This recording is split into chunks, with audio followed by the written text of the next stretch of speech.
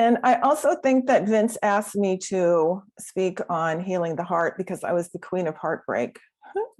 I had had my heart broken so many times. And one of the things that Vince said to me was, is it really heartbreak? I'm going to get back to that in a minute. I had really just experienced the ending of love as being so painful. So there's different kinds of heartbreak, and I'm going to get into those a little bit, and then I'm going to lead you in a meditation. When we talk about heartbreak and healing our hearts, we have, a lot of us have pain from our past, from our childhoods. A lot of us, our hearts broke in childhood. If we came from a difficult childhood, I did. We may still have some pain in our heart from those experiences that need to be healed.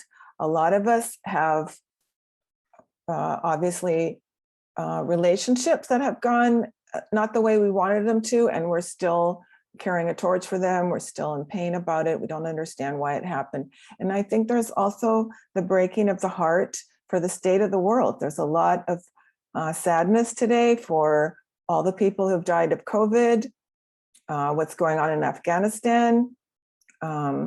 I know that I just was thinking about it yesterday because I'm always an advocate for men.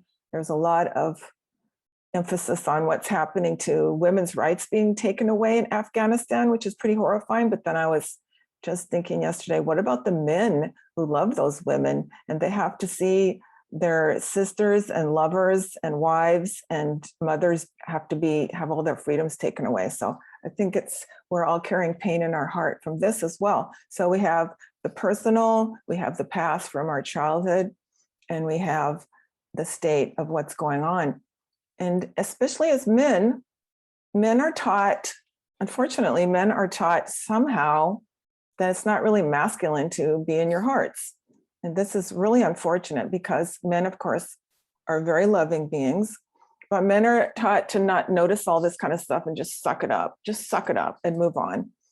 And this not dealing with pain in your heart can show up as alcoholism, problems in future relationships, men who are angry a lot, or depression and anxiety from these hearts that have not been healed. So men, I really want to emphasize this again, that as men, you're being taught to not notice feelings, not notice tenderness, not notice vulnerability, suck it up. Men are shown as stoic. Men are shown as wimps if they love too much. And this causes a lot of problems in relationships, obviously. And then when men, so I will have men that I'm working with are a couple just came to me last week, and he had had a psychedelic awakening, realizing that he had never expressed his wife came and said she wanted a separation. He was utterly shocked.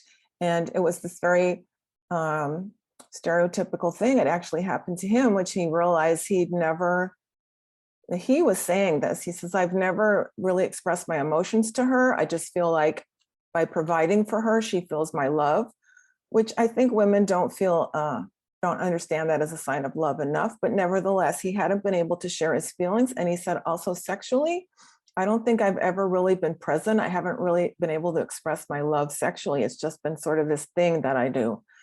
And it was really quite amazing for me to be in the presence of someone having this heart-rending opening of realizing that he had been wanting to express his love to his wife, but he didn't know how. He hadn't been prepared to. It didn't seem masculine.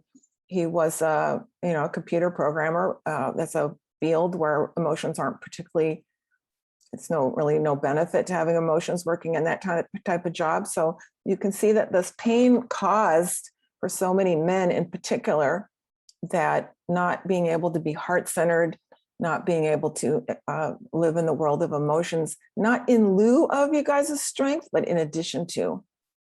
So I think sometimes there's this idea that, you have to become this weak person to incorporate that caring, vulnerable, heart-centered life. On the contrary, a couple of examples that I use that have meant a lot to me of heart-centered men would be Dr. Martin Luther King.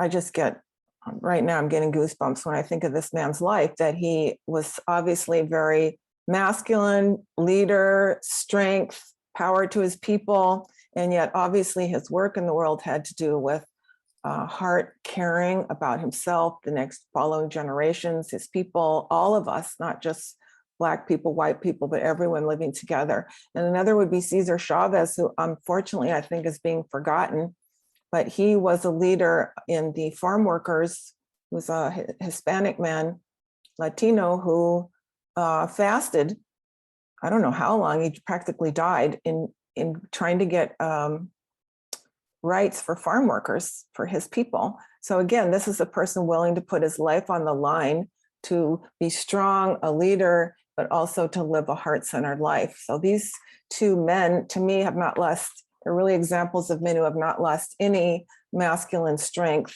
by living heart-centered lives. So this not living from the heart, again, since men aren't given access to feelings in the mainstream culture, shows up a lot as alcoholism. You know, I just count the times. I shouldn't laugh, it's so terrible. But every time in a movie when a man is having feelings, they show him drinking. That's the only way movies teach men how to have feelings. So if a man is breaking up with a woman, he's drinking.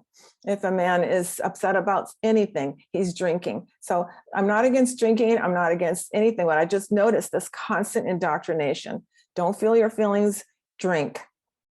And, you know, don't drink something that tastes good, drink just hard alcohol, you know, something masculine like scotch, just down some scotch when you're having feelings. It's this constant indoctrination against men, against saying, wow, I'm hurt.